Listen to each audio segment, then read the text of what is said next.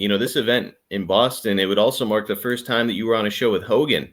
And coming in the door, are you immediately aware that you need to get on the same card as Hulk to make more money, or was that something you learned a few weeks in?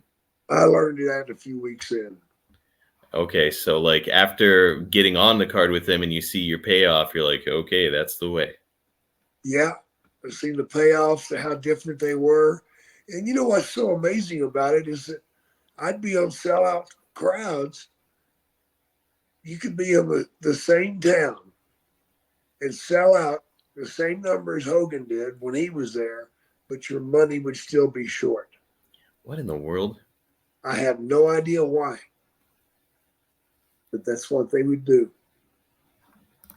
Now, it's, back in the day, I know that it was guys were really protective about their payoff as well, and a lot of guys weren't talking. Did you guys know what Hogan was making on these shows? No.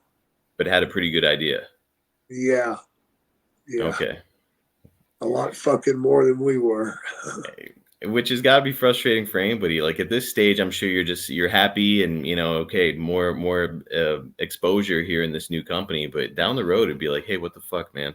Yeah, it does eat away at you.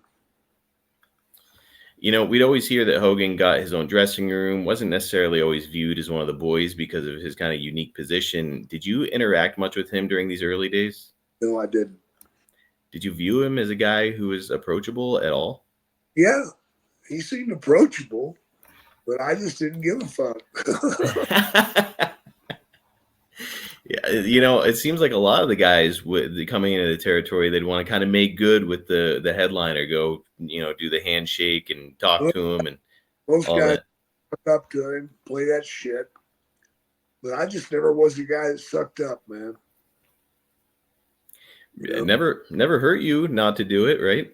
No, not that I know of.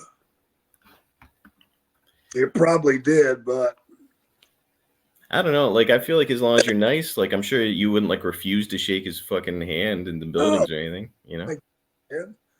But I just wasn't gonna, go cater to him and suck up to him and play that silly game, It's I guess some guys would benefit from it, but it could probably kind of hurt you a little bit because then the other boys start to look at you like you're a quote unquote mark, right? Oh yeah. Well, you're one of the guys who's considered a wrestler's wrestler, and you find yourself on a stage here in the WWF where maybe character is viewed as more valuable than ring work in many cases, which was really evident with Hulk, who's 6'7" and playing a baby face. In any other territory with his size, he'd probably be a heel, right? Right. So, I mean, obviously it got over huge, but what did you make of his whole shtick, the kind of routine that Hogan had? He had a shtick down, man, and he had it down fine tuned. It would be the same thing every damn night. Yep. That's just the way it was, and that's what they wanted. And by God, that's what they got. And it got over. Like, it's hard to argue with the success, right? Yeah, you can't argue with the success. Of course, if I was going out there every night, DDT in every fucking body, I might get over too. It's a damn good point. And by the way, it did get you over here. Like, even as a heel, they had to turn you babyface. Yeah, they did. Sure as fuck did.